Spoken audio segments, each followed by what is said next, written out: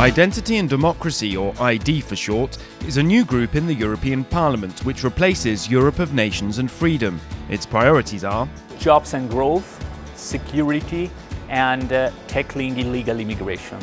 With 73 MEPs, Identity and Democracy is the fifth largest group in the European Parliament. We have to focus on the policies that can bring common benefit if we do it together and leave other policies at the national level. So our message is that we want an European Union that is less bureaucratic, is simpler, and it is closer to the EU citizen.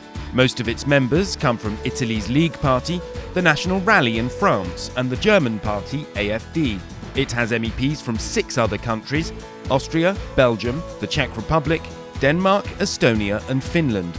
We are a pragmatic group that would like to challenge the view of there is no alternative rhetoric that someone used in the European Union in the last 20-25 years.